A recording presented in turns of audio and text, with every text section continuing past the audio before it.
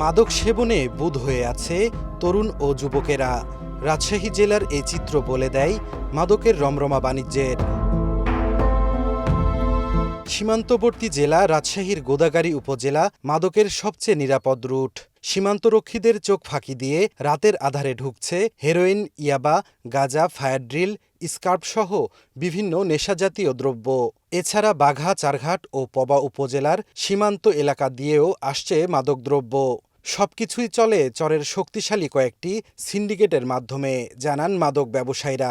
আমরাও ধরেন যে ওইভাবে নিয়ে আসছি, আমার দ্বারা শহর বাইরে চুরিকারি, কিন্তু ব্যবসাটা সম্পূর্ণ সিন্ডিকেটে যাচ্ছে, তো সেই কারণে আমরা ওইভাবে জিনিস পাচ্ছি। মাদকদ্রব্য নিয়ন্ত্রণ অধিদপ্তরের কর্মকর্তারা জানান, তালিকাভুক্ত ৫০০ মাদক ব্যবসায়ীর মধ্যে গোদাগাড়ী উপজেলার নামকরা মাদক ব্যবসায়ী তারেক ও আবদুল্লার বাড়ি জব্দ করা হয়েছে। আরও ২০ জন মাদক ব্যবসায়ীর বাড়িঘর ও সম্পত্তি জব্দের কাজ চলছে। গোদাগাড়ী এলাকায় গেলেই চোখে পড়ে মাদক ব্যবসায়ীদের আলিশান বাড়িঘর। হুট করেই অঢেল সম্পত্তির মালিক বনে যাওয়ায় অনেকের রয়েছে ৪০ থেকে ৫০ বিঘা জমি, প্লট ও ফ্ল্যাট, মার্কেটসহ নামিদামি ব্র্যান্ডের গাড়ি। শীর্ষ মাদক ব্যবসায়ীর তালিকায় গোদাগাড়ীর ইউপি চেয়ারম্যান, মেম্বার ও কাউন্সিলরদের নাম রয়েছে।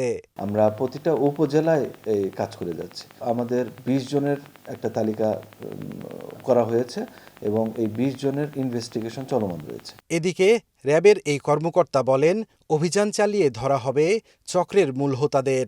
আমরা বিভিন্ন থেকে গোয়েন্দা তথ্য সংগ্রহ করছি, অন্যান্য আন্তঃবাহিনী থেকেও নিচ্ছি। তাদের এগেনস্টেও আমরা সুনির্দিষ্ট তথ্য সংগ্রহ করে অভিযান করার পরিকল্পনা করেছি এবং করছিও এটা। রাজশাহী রেঞ্জের ডিআইজি জানান, সীমান্তবর্তী থানাগুলোকে সতর্ক করার পাশাপাশি মাদক ব্যবসার বিস্তার রোধে পুলিশের স্পেশাল টিম মাঠে কাজ করছে। আমরা যখনই এরকম তথ্য পাচ্ছি আমরা চেষ্টা করছি আমাদের সংশ্লিষ্ট থানা যদি তারা কার্যক্রম সঠিকভাবে না করে সেক্ষেত্রে আমাদের সিভিল টিম আছে, আমাদের যে জেলা গোয়েন্দা শাখা রয়েছে, ইভেন আমারও কিছু নিজস্ব গোয়েন্দা, আমারও কিছু সিভিল টিমের অফিসার রয়েছে, আমরা তাদেরকে দিয়ে কিন্তু চেষ্টা করছি।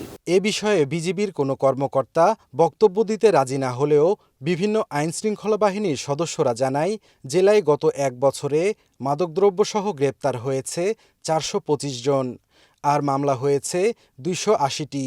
জব্দ করা হয়েছে বিপুল পরিমাণ মাদকদ্রব্য।